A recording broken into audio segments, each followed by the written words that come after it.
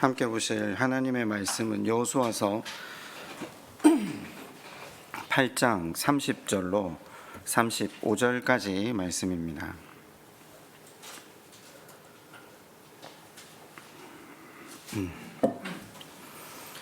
여호수아서 8장 30절로 35절까지 말씀을 교독하도록 하겠습니다. 그때 여호수아가 이스라엘의 하나님 여호와를 위하여 에발산에 한 제단을 쌓았으니 여호와의 종 모세가 이스라엘 자손에게 모세의 율법책에 기록된 대로 다듬지 아니할 새 돌로 만든 제단이라. 우리가 여호와께 번제물 화목제물을 그 위에 드렸습니다.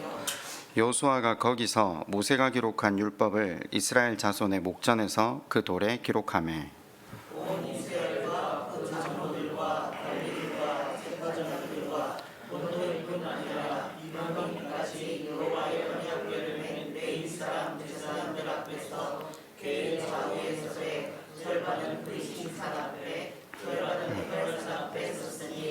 내 전에 여호와의 종 모세가 그 후에 여호수아가 율법책에 기록된 모든 것대로 축복과 저주하는 율법의 모든 말씀을 낭독하였으니 모세가 명령한 것은 여호수아가 이스라엘 온 회중과 여자들과 아이와 그들 중에 동행하는 거류민들 앞에서 아멘.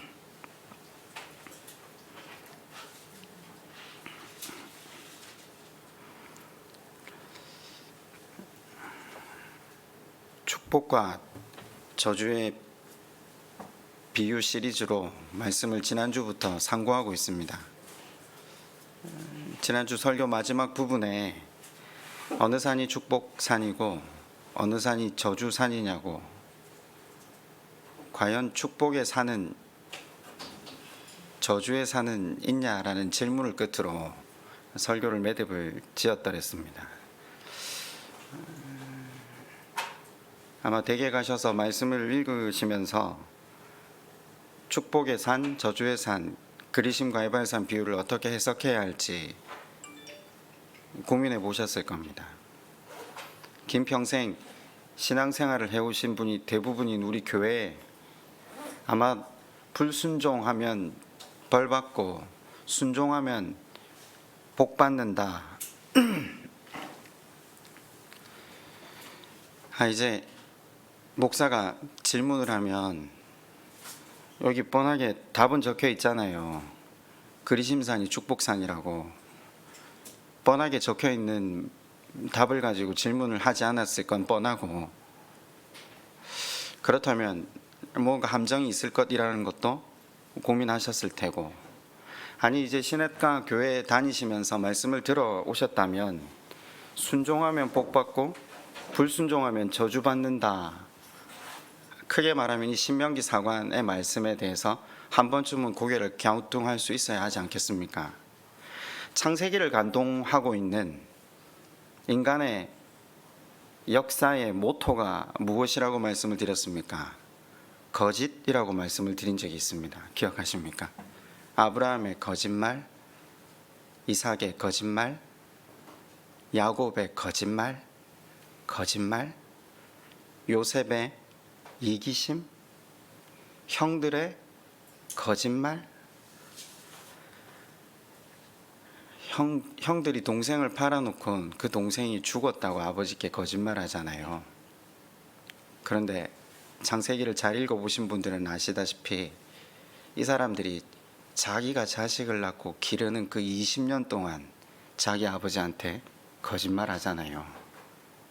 자식 잃은 부모가 지옥을 헤매는 걸 보면서 거짓말을 했던 인간들이 이스라엘 12지파의 시조가 됩니다. 그것뿐입니까? 보디발 아내의 거짓말, 술 맡은 관원장의 거짓말, 창세기에 나오는 등장인물들을 하나님께서 그 삶을 평가하고 있는 동사, 그들의 행동을 지켜보면 거짓말, 이기심, 그것이 창세기를 관통하고 있는 인간 역사의 모토입니다. 그런데 하나님께서 그 거짓과 이기심을 뚫고 들어가셔서 그 거짓의 대명사인 12지파의 형제들, 그 중에서도 또 거짓말의 가장 큰 대명사인 유다라는 사람을 장자로 세우십니다. 그를 통해 예수 그리스도가 오게 하십니다. 그럼 다시 한번 질문해 봅시다. 순종하면 복받고 불순종하면 저주받는 게 성경입니까? 뭔가 틀리다는 걸 눈치채셔야죠. 하나님이 인간의 거짓과 욕망을 뚫고 들어오셔서 그 인간으로 하여금 구원의 은혜를 누리게 하고 참 평안, 그것을 누리게 하신 것이 하나님의 일방적인 열심, 노력에 의해서 주어지고 있잖아요. 제가 지난주 수요일 날 다윗 사무엘하 11장을 함께 묵상했는데, 제가 제목을 아주 자극적으로 지웠어요. 요즘 세간을 떠들썩하게 했던 성범죄자 한 명이 출소해서 집으로 돌아갔잖아요. 제가 그분의 이름을 실명을 거론하면서 그분보다 못한 다윗이라는 제목을 가지고 사무엘하 11장을 강의를 했었어요. 사무엘하 11장을 면면히 들여다보면요, 우리가 아는 다윗, 그러니까 한때는 하나님 그분의 시선을 맞추고 살아갈 때는 자기를 죽이려 하던 원수까지도 하나님 말씀대로 은혜와 사랑을 베풀던 사람이었는데, 이분이 나태 그리고 욕망에 휩싸이기 시작하니까, 물론 이분이 과거에도 자기 자신의 욕망에 휩싸여 사람들을 학살했던 전력이 있는 사람이거든요. 다윗이요. 다윗은 한 번 살인한 사람이 아닙니다. 그런데 또다시 간음을 하고 그 간음 죄를 덮으려고 그 집 남편을 살해했던, 사무엘하 11장은 그 죄를 향해 다름질 직진하고 있는 다윗의 끈질김을 잘 기록해 두셨습니다. 그 사람이 하나님이 택하신 왕이었습니다. 그것도 이스라엘 역사의 길이 남을 선왕이었습니다. 아이러니하게 이 사람이 하나님 마음에 합한 자라고 불립니다. 그럼 다시 본문으로 돌아와 봅시다. 축복의 산, 저주의 산 비유를 보면요, 순종하면 복받고 불순종하면 저주받는데요. 그럼 이제까지 성경에 나온 모든 사건들의 원리를 따지고 보면 신명기 사관, 그러니까 율법 모두 하나님 말씀이 말하는 바와 실제로 하나님께서 행하신 것은 다르다는 것을 눈치채셔야 돼요. 잘해야 복받고 못하면 저주라는 공식을 가지고 신앙생활 하는 분들이 부지기수예요. 문자적으로만 성경을 보기 때문 아닙니까? 분명히 성경을 보면요, 잘해서 복을 받은 사람은 없습니다. 은혜로 사는 사람들 밖에 나오지 않습니다. 왜 오해했을까? 잘해야 복 받는다라고 문자적으로 말씀을 읽었으니까, 조금만 잘못하면 우리를 벌 주시는 하나님으로 알고 있으니까 성경에 나오는 인물들은 복을 받잖아요. 그럼 당연히 이 사람들은 열심히 하고 제대로 하고 잘했으니까 복을 받는다는 전제를 머릿속에 가진 것 같아요. 그런데 하나님이 충분히 오해하시게 적어 놓으신 것 같아요. 사람이 그 죄된 감정, 죄된 본성, 그 다윗의 사건이 있는 그 순간에 다윗의 감정, 우리아의 감정, 밧세바의 감정, 요압의 대사, 이런 것들을 자세히 기록해 놓으시면 되는데, 그럼 우리가 오해하지 않잖아요. 이 사람 원래 죄인이구나, 이 사람 악하구나. 근데 하나님 그걸 기록해 두시진 않았어요. 뭐만 기록해 두셨냐? 다만 우리가 정말 오해하지 않도록 그 사람의 삶의 내용을 동사로 기록은 해 두셨어요. 죄를 향해 다름질하고 있는. 근데 우리는 그 동사에는 주목하지 않고 어디에 주목하느냐면요, 복 주셨다는 것에 주목을 하죠. 그러면 다시 무슨 결론을 도출하느냐면요, 이 사람들이 잘해서, 순종해서, 복 받을 짓을 해서.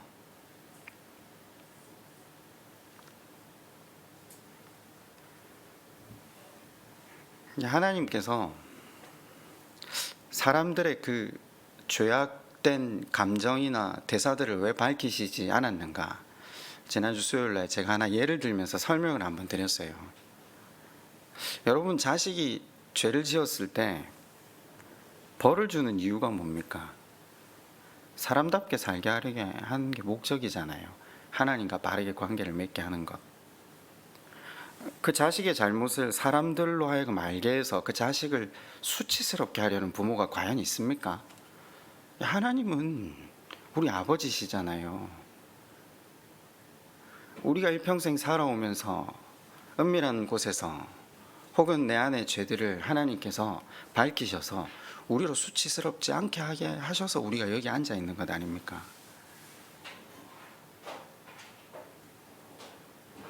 하나님은 우리의 고개를 들지 못하게 하시는 게 목적이 아니라, 그래서 행적은 동사로 밝혀두셔서 복받을 짓을 해서 복을 받는 게 아니라는 건 정확하게 알게 하시되, 여전히 그럼에도 불구하고 그분의 사랑과 긍휼 덕분에 하나님 나라를 이루어 가는 것이 구약과 신약의 동일한 내용입니다. 그러니 하나님이 우리를 향한 이 마음을 정확하게 깨닫는다면 성경을 사실 바르게 해석하고 적용할 수 있겠죠. 축복과 저주의 비유 시리즈를 설교를 시작하면서 제가 제일 먼저 화두로 던졌던 게 무언가 기억하십니까? 선한 사마리아인의 비유. 누가복음 10장에 나오는 선한 사마리아인의 비유를 예수님이 과연 하라고 하시는 거냐, 하지 말라고 하는 거냐라는 질문을 또 던졌죠. 이 질문을 시작으로 축복과 비유 시리즈를 시작한 거예요. 교회를 오래 다닌 분들 입장에선 그냥 그런 생각이 들더라고요. 한 번도 들은 적이 없다. 한 번도 들은 적이 없다. 그 이제까지 제가 5년 동안 설교하면서 이 말을 한두 번 듣는 게 아니고 한 번도 들은 적이 없다. 제가 너무 많이 들어서 새삼스럽지는 않아요, 사실. 우리의 관점이 하나님이 우리를 향한 그 마음, 실은 우리가 잘해서 복받은 게 아니라는 그 사실. 그럼 우리 자신도 어떤 존재인가를, 우린 사실 우리를 너무 잘 알거든요. 근데 하나님이 우리를 자녀라고 하시고 의인이라고 하시니까 자존감이 높아져서 앞서 우리가 행했던 것들을 잊어버리고 마치 우리가 착각하는 거, 우리가 잘해서, 우리가 공로가 있어서.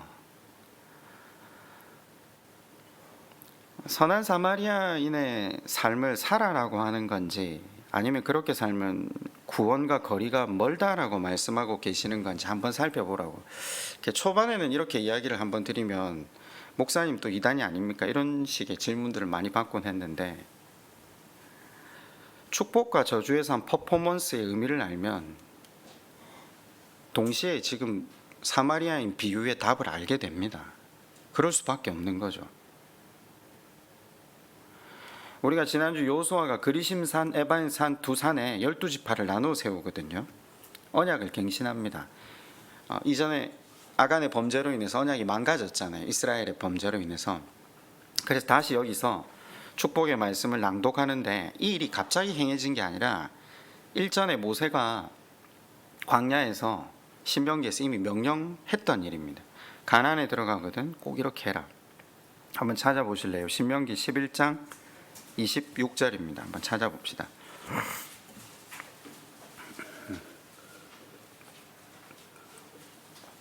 신명기 11장 26절부터 29절인데 제가 한번 읽어드릴게요.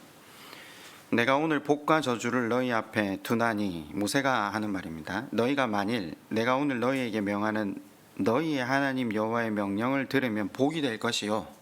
자, 순종하면 복이다 이 말이죠. 너희가 만일 내가 오늘 너희에게 명령하는 도에서 돌이켜 떠나 너희 하나님 여호와의 명령을 듣지 아니하고 본래 알지 못하던 다른 신들을 따르면 저주를 받으리라. 불순종하면 저주, 지금 이야기죠. 그러면서 내 하나님 여호와께서 내가 가서 차지할 땅으로 너를 인도하여 들이실 때에 너는 그리심산에서 축복을 선포하고 에발산에서 저주를 선포하라. 자, 이제 모세가 말한 대로 하나님께서 인도하여 들이신 가나안 땅에 들어와서 여호수아가 지금 이 퍼포먼스를 시작하는 겁니다. 제가 지난 시간 이런 질문도 하나 드렸거든요. 어느 산이 축복의 산이고 어느 산이 저주의 산이냐, 그죠? 그러면서 여러분 같으면 어느 산에 서겠느냐라고 질문을 했죠. 이렇게 손으로 한번 들어봤으면 좋겠는데, 그죠? 우리가 내심 그런 마음이 있지 않나요? 사마리아 여인이 예수님께 질문했던 것처럼 그들이 왜 그리심산에서 예배를 드렸겠습니까? 축복받기 위해서죠. 당연하죠. 근데 예수님은 아니라고 했거든요. 그러니까 이 퍼포먼스를 통해서 하나님이 전하고자 하는 의도를 모르면 대개 모두는 그리심산으로 올라가려고 합니다. 그래서 하나님께서 신명기 27장 12절과 13절에 친절하게 어느 족속이, 그러니까 어느 6지파가 그리심산으로 올라가야 될지, 또 어느 지파가 에발산으로 올라가야 될지를 정해두셨습니다. 이게 중요한 게 아니라, 근데 하나님께서 의도하고 계신 이 퍼포먼스의 의미를 모르면 우리는 또 이걸 가지고 어떻게 해석을 하냐면요, 그래, 맞다, 그리심산에 올라간 6지파는 결국 하나님의 의도대로 축복을 받는 족속이 되고, 에발산에 올라간 6족속은 저주를 받아서 이 땅에서 출세하고 잘되지 못하고 내려가는 길을 갔다라는 걸 찾습니다. 앉아서 하나님의 본심을 아는가 모르는가에 따라서 성경에 대한 해석과 적용 자체가 달라집니다. 제가 여러 번 말씀을 드려서 죄송하지만 구약 성경의 거의 3분의 1이 아니라 반 가까이 차지하고 있는 게 선지서잖아요. 선지서의 말씀은 죄다 저주입니다. 죄다 징계의 말씀입니다. 신명기 사간의 원칙을 따라서 율법 지키면 너희가 복을 받고, 거기서 돌이켜 하나님 바라보지 않으면 너희는 저주다, 망한다. 제가 여러 번 말씀을 드렸잖아요. 선지자들이 그렇게 불같이 저주를 외치는 이유가 무엇 때문이라고요? 하나님을 바라보게 하게 하기 위한 거예요. 그렇게 무섭게 말하고 있지만 그 저주가 그 자녀들의 삶에 이루어지는 것은 단 하나도 원하지 않으시는 그 아버지의 마음을 전혀 모르니까 전부 다 성경을 보면서 뭘 하고 있느냐면요, 어떻게 그 하나님의 저주가 인생사에 이루어졌는가를 찾고 앉아 있어요. 그리고 앞으로 어떻게 이루어질지, 우리의 종말이 얼마나 무섭게 다가올지, 적그리스도가 우리를 어떻게 집어삼킬지. 한때는 베리칩이나 666이 유행했지만 지금은 또 코로나를 가지고 이야기하잖아요. 그건 하나님의 의도가 아니라니까요. 하나님은 우리를 무섭게 해서 우리를 고통스럽게 하고 절망에 빠지게 하려는 분이 아니시라, 그 사건을 통해서 하나님을 다시 바라보게 하려고 하는 것이 하나님의 본심이라는 걸. 그러면 그 본심을 알면 선지서 전체를 바라보는 시각이 다 달라져요. 아니, 구약 전체를 바라보는 시각이 달라져요. 신명기 사관을 주신 이유를 알면 구약 전체를 해석하는 개념이 달라져야 돼요. 제가 한 청년에게 이렇게 예언을 한 적이 있어요.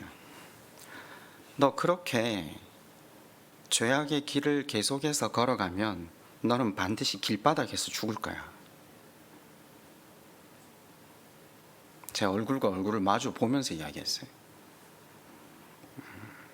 여러분 같으면 그런 이야기를 직접적으로 목사한테 듣는다면 멱살을 잡지 않겠습니까? 근데 그 청년은 제 마음을 알거든요. 이제라도 그 죄악된 길에서 돌이켜서 사람답게 살아야 참 평안과 행복된 삶 살기를 바라는 마음으로 제가 저주했다는 걸 알거든요. 선지자들의 서슬퍼른 외침은 이루어지라고 한 저주가 아니에요. 하나님을 바라보라는 것. 여러분, 우리가 얼마나 하나님과의 관계가 없으면요, 하나님이 어떤 분이신지 모르니까 하나님이 쓰신 책을 볼 때 하나님을 오해한 나머지 일으켜 가시는 모든 사건을 우리식대로 해석하는 거죠. 순종하면 복, 불순종하면 저주. 이걸 신앙을 공식화해서 살아가거든요. 그래서 복 받을 만한 행동을 해야 복을 누리고 불순종하면 저주를 받는데요. 교회 안에서 사실 이걸 교육하느라 혈안이에요. 다들 새벽 제단을 쌓아야 복을 받는데요. 금식을 해야 복을 받는데요. 구제를 해야 복을 받는데요. 성경 어디에 그런 이야기가 있냐고 제가 한동안 계속 증명을 했잖아요. 왜 사랑하는 아버지가 자녀에게 희생과 금욕을 강요하겠냐고. 성경 안에 우리가 잘해서 복을 받은 적이 있냐고. 물론 우리가 하나님 바라보면서 우리 중심을 드릴 때 하나님 더 큰 복 주시겠죠. 제가 그걸 지금 부인하려고 하는 건 아니에요. 그런데 우리가 그 하나님의 본심은 모르고 유대인들이 하는 그대로 자녀들을 교육하고 유대인들이 해왔던 그대로 신명기 사관을 따라서 살아가는 거예요. 그러면서도 유대인 교육을 하는 것이 뭐가 문제인 줄 전혀 몰라요. 그게 공로주의고 율법주의인데도 거기에 대한 이해가 없는 거죠. 제가 어젯밤에 아이들하고 예배를 드리다가 우리 집 첫째가 저한테 이런 질문을 하더라고요. 첫째가 지금 예배를 드리지 않고 있어서 이야기를 하기가 좀 쉬운데, 아빠, 왜 예수님은 하나님을 그렇게 잘 믿는다고 하는 바리새인하고 서기관한테 저주를 하셨어요? 아빠가 말할 때는 그 사람들이 교회 안에서 가장 예수님을 잘 믿는다고, 우리가 겉으로 보기에는 가장 선하고 친절한 사람이라고 했는데 왜 그 사람들한테 저주를 했어요? 그러면서 공로주의와 율법주의 때문이라고 했는데 도대체 그게 뭐예요? 라고 다시 묻더라고요. 초등학교 5학년이 다시 질문을 하는데 얘 수준에 맞추어서 나머지 2, 3번에게도 설명을 좀 하고 싶었는데 참 제가 이렇게 대답을 먼저 했어요. 우리가 죄를 안 짓고 살 수 있니? 아니요, 우리 아이들이 먼저 질문했던 것 같아요. 아빠, 그 사실 우리가 죄를 안 지을 수가 없잖아요. 이렇게 이야기를 먼저 했어요. 맞아. 그랬더니 우리가 안 지어야 된다는 마음은 있지만 조금 잘난 척하고 싶은 마음이 있고 교만한 마음이 있는 거 사실이지 않냐고 묻더라고요. 야, 맞다고 그래. 그거 없앨 수가 없지 않냐고 다시 묻길래 맞다고. 그거 안 없어진다고.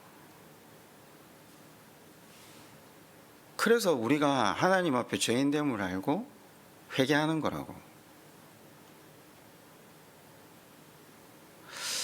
제가 다시 돌려서 예를 하나 들면서 애들한테 이렇게 이야기했어요. 야, 너희들 죄를 짓고 아빠 엄마한테 회개하지. 그 아빠 엄마 용서해줘 안 용서해줘? 용서해주죠. 세 명이 동시에 이야기를 하더라고요. 또 죄 짓지? 그 또 회개하지?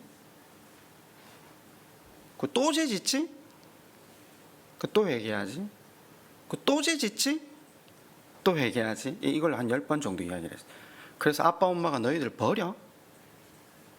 나가라고 해. 넌 이제 소망이 없고 쓸데가 없으니까 넌 나가. 제가 옛날에 그런 이야기 많이 했거든요. 너 밥만 먹고 잠만 자고 똥 싸고 다시 밥 먹고 잠 자고 똥 싸고 도대체 하는 게 뭐냐고. 근데 왜 아빠 엄마 너희를 사랑하는지 모르겠다고. 우리가 하나님과 그런 관계 속에 살아간다고. 사실은 우린 잘하는 게 없다고. 근데 하나님 우리를 사랑해 주신다고. 잘해서 하나님께 사랑받는 게 아니라 하나님의 일방적인 은혜와 큰 사랑 때문에 사랑받고 살아간다. 그래서 우리가 어디 가서 잘난 척을 할 수 없는 사람이라는 걸 세월이 지나가면 지나갈수록 알게 된다고. 그런 면에서 바리새인과 서기관들은 그걸 알지 못한 거라고. 우리가 하나도 잘난 게 없다는 걸, 자격이 없다는 사실을 깨달아 가야 되는데 이 사람들은 단지 그걸 몰란 거라고. 그게 예수님께서 지적하고 계신 문제라고. 근데 아이와 이야기를 마치면서 내가 느꼈지만 교회 안에 그런 사람이 부지기수거든요. 얼마나 자기 자신에게 긍지가 높은 사람들이 많습니까? 그게 주 안에서 의인으로 자녀로서 긍지가 아니라 자기의 공로로, 자기의 열심과 희생과 구제와 헌신이 자기의 자랑이 되는 경우가 많지 않습니까? 그래서 남들 보고도 그렇게 신앙생활에서 복 못 받아. 그 정도로 기도해서는 하나님 은혜 못 누려. 너 이거 얻으려면 이렇게 해야 돼. 그 말이 자연스럽게 튀어나오죠. 제가 한동안 야곱이 손을 엇갈려서 축복 기도한 이유를 설명을 해드렸거든요. 근데 참 우리 안에 박혀있는 이 사고가 그 논리를 참 못 깨트리구나. 아니요, 성경을 들여다보면 인물들 가운데 복받을 짓 해서 복이 들어온 경우는 거의 없어요. 한결같이 소망 없었던 사람, 아니 정도를 넘어서 소망이 없었던 사람. 그러면 이제 다시 본문으로 돌아와서 그리심산과 에발산의 퍼포먼스를 어떻게 봐야 됩니까?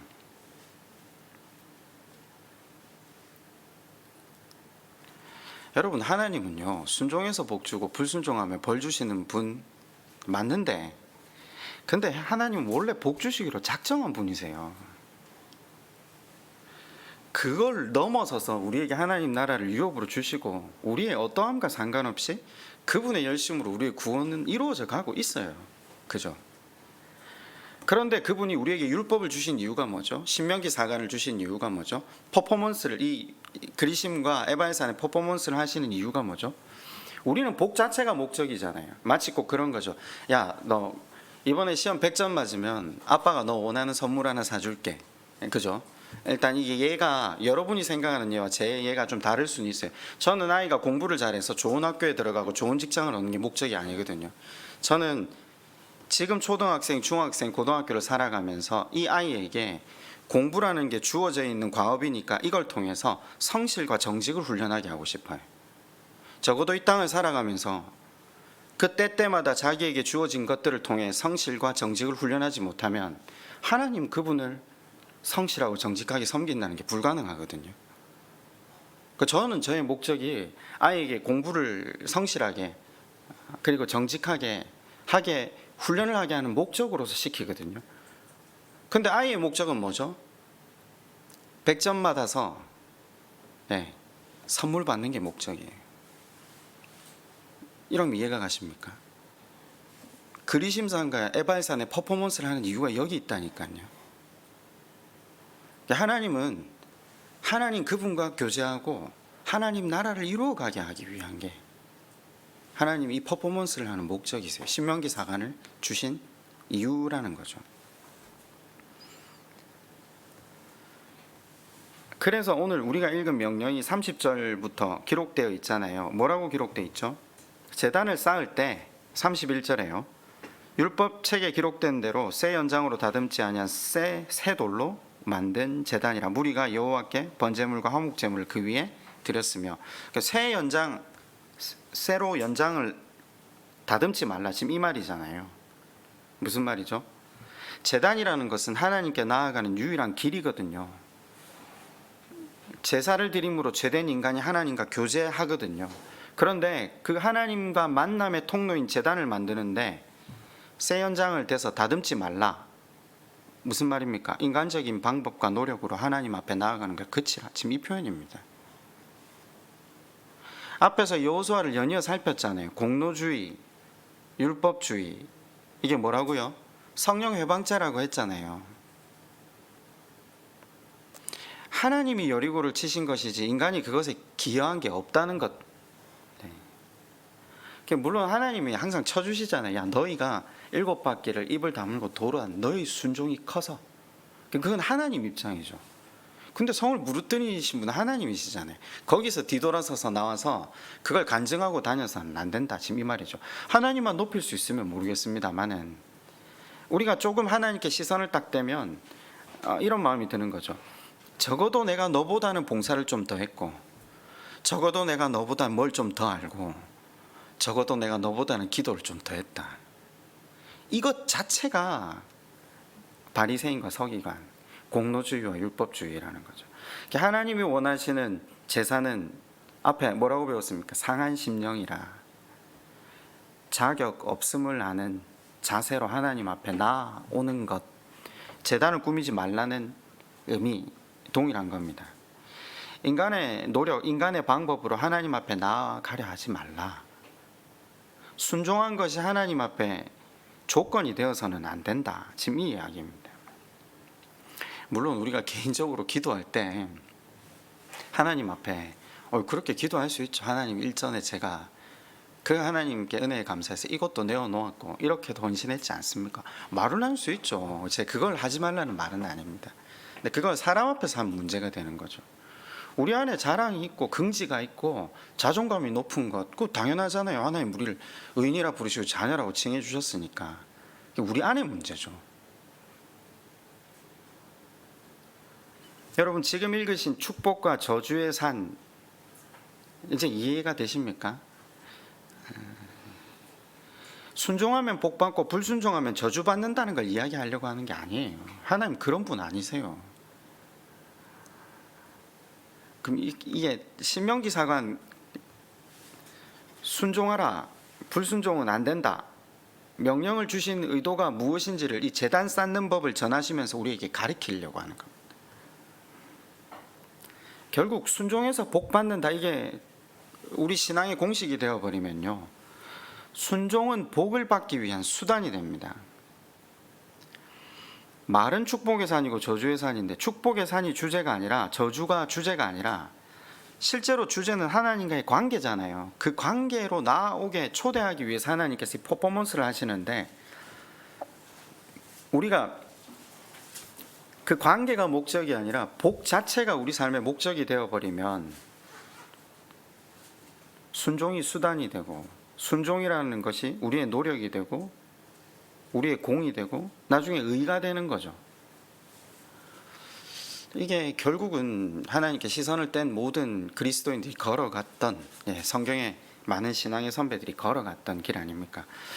그래서 제가 저희 집 첫째가 다시 그런 질문을 하더라고요. 아빠,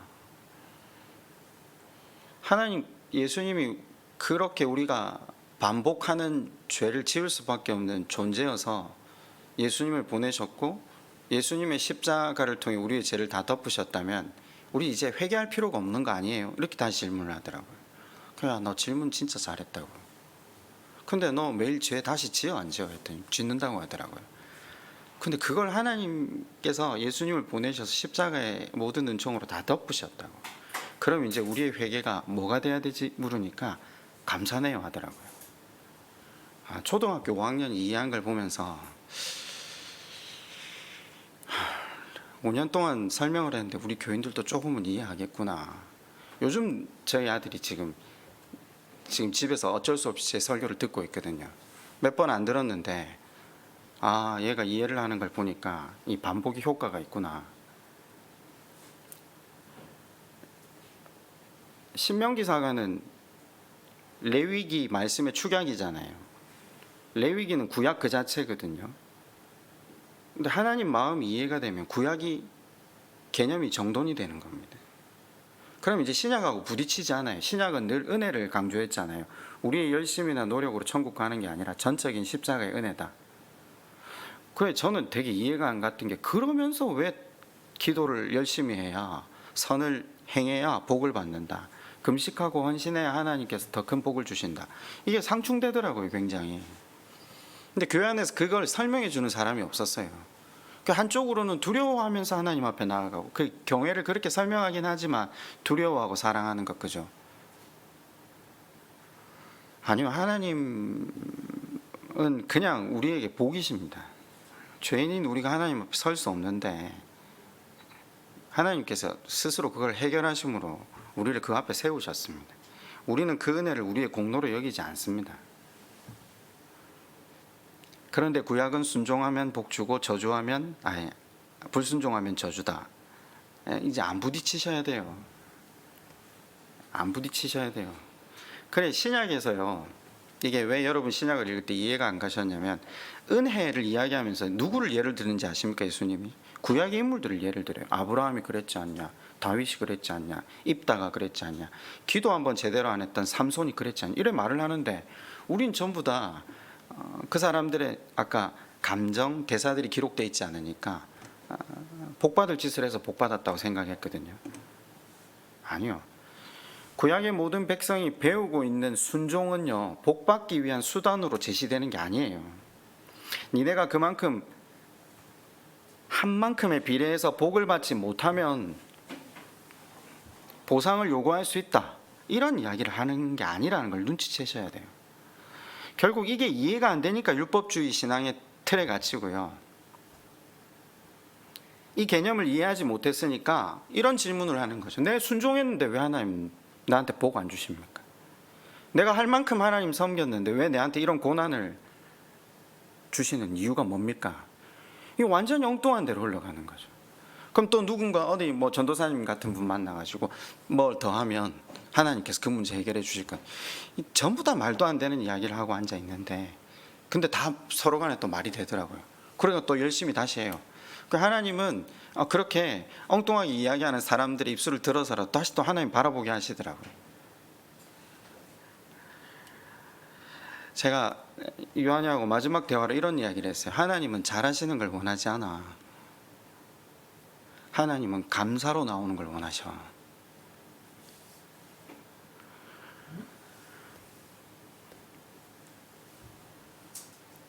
신명기 사관이 우리에게 의도한 바가 뭐라고요? 말씀을 순종하는 훈련을 통해 하나님을 바라보게 하는 것, 그래서 하나님과 더 깊은 교제의 장으로 나아가게 하는 것, 그래서 하나님을 닮아가게 하는 것, 하나님의 형상을 이루게 하는 것.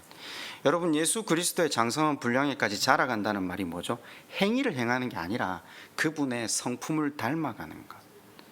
그분이 그 긴 세월 동안 그 참담한 말과 참담한 상황과 참담한 환경을 섬김과 희생으로 살아내셨듯이, 하나님 나라를 당겨와서 자신의 삶에 이루어 가셨듯이 그분의 성품에 참여하는 것, 그걸 하나님께서 원하셔서 우리에게 오늘 이 퍼포먼스를 행하고 계시는 겁니다. 모쪼록 하나님 나라를 유업으로 받은 성도 여러분, 겸손하게 하나님 앞에 감사함으로 나아갑시다. 하나님은 쪼잔한 하나님 아니십니다. 우리 한번 기도할까요?